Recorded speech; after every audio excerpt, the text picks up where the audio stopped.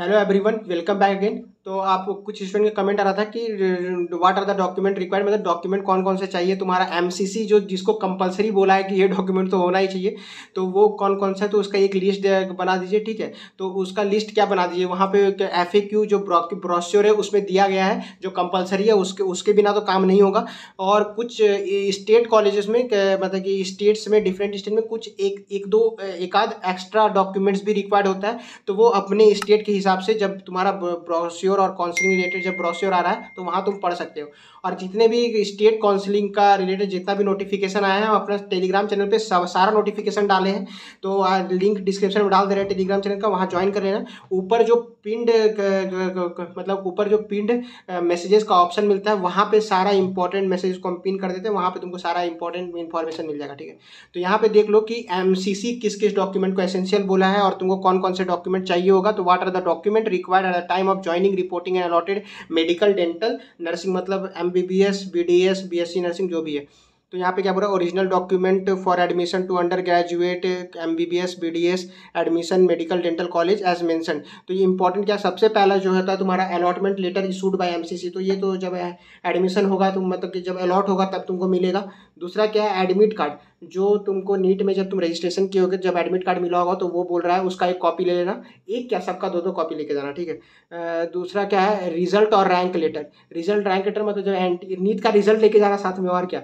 अब फिर date of birth certificate. Date of birth certificate में एक चीज़ तुमको ध्यान रखना है कि अगर तुम्हारा जो 10th का सर्टिफिकेट है उसमें तुम्हारा डेट ऑफ बर्थ लिखा हुआ है तो तुमको अलग से डेट ऑफ बर्थ सर्टिफिकेट लेने की जरूरत नहीं है। 10th का सर्टिफिकेट ही तुम्हारा डेट ऑफ बर्थ सर्टिफिकेट काम कर जाएगा। अगर तुम्हारा 10th का सर्टिफिकेट में डेट ऑफ बर्थ नहीं दिया हुआ है तो अलग से फिर डेट ऑफ बर्थ सर्टिफिकेट लेके जाना है। ठीक है, अब तुम्हारा क्या है, क्लास 10th का सर्टिफिकेट, क्लास 12 का सर्टिफिकेट और क्लास 12 का मार्कशीट। ठीक है, यहाँ पे तुम एक बात ध्यान रखो, क्लास 10 और 12 के रिलेटेड तुम्हारे पास जितना भी डॉक्यूमेंट है सब लेके चले जाना। ठीक है, जो मांगे दे देना, तो उसमें तुम्हारे पास ही डॉक्यूमेंट होगा, कहीं तो जमा किए नहीं होगे।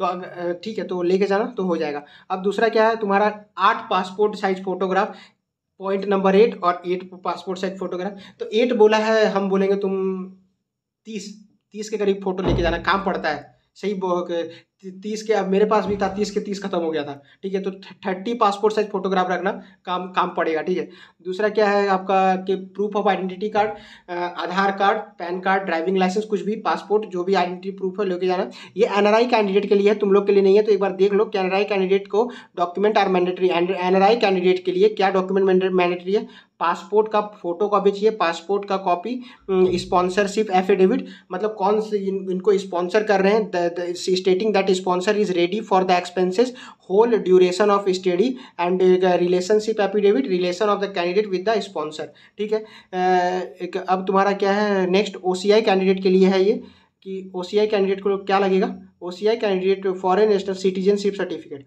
अगर कोई फॉरेन नेशनल कैंडिडेट है और OCI कैंडिडेट तो सिटीजनशिप का सर्टिफिकेट लगेगा। और लास्ट वाला, कोई कैंडिडेट अगर पर्टिकुलर किसी कैटेगरी से बिलोंग करता है तो उसको कैटेगरी सर्टिफिकेट देना होगा।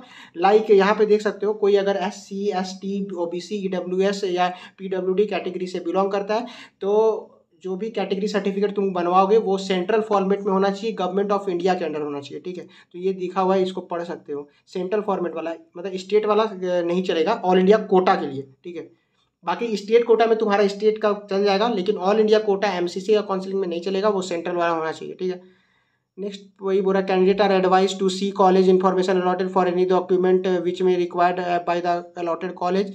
तो ये बोल रहा है कि कोई एडिशनल मतलब एडिशनल डॉक्यूमेंट कॉलेज को चाहिए होगा तो कॉलेज का वेबसाइट होता है, अरे कॉलेज का, तो उस वेबसाइट में वो लोग डाल देते हैं। जैसे फॉर एग्जांपल एम्स देवघर का हो गया, RIMS Ranchi, PMCH Patna, IGMS Patna, तो सबका हम वेबसाइट देखें, वो सब वेबसाइट में डॉक्यूमेंट क्या क्या चाहिए होता है उनका कॉलेज में वो लिख देते हैं। तो वहाँ जाके भी चेक कर सकते हो। नहीं तो हर एक जैसे अलॉटमेंट होगा ना तो तुम्हारा वहाँ नोडल ऑफिसर का नंबर होता है, उनका रजिस्ट्रार का मेल आईडी होता है, तो उस मेल आईडी पे, मेल आईडी क्या, तुम कॉल कर लेना उनको, कॉल कर लोगे ना तो बहुत अच्छा से सॉफ्टली बात करते हैं सब, और तुमको समझा देंगे। तुमको डरने का जरूरत नहीं है, कॉल करोगे अच्छे होते हैं सब, अच्छे से तुमको समझा देंगे कौन कौन से डॉक्यूमेंट लगेगा। ठीक है, तो डॉक्यूमेंट का यही था। एडिशनल कुछ स्टेट में एक्स्ट्रा एक दो डॉक्यूमेंट लगते हैं, जैसे स्टेट में हुआ तो स्टेट में रेसिडेंट सर्टिफिकेट लगेगा।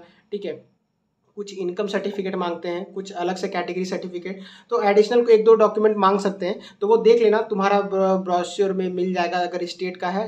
हाँ, और काउंसलिंग से रिलेटेड तुम जो भी तुम्हारा स्टेट कोटा है तो स्टेट वेबसाइट में जाके चेक करते रहना, नहीं तो चैनल को सब्सक्राइब कर लो, हम कुछ भी स्टेट का नोटिफिकेशन आता है तो डाल देते हैं। Till then see you in the next video, thank you, have a nice day.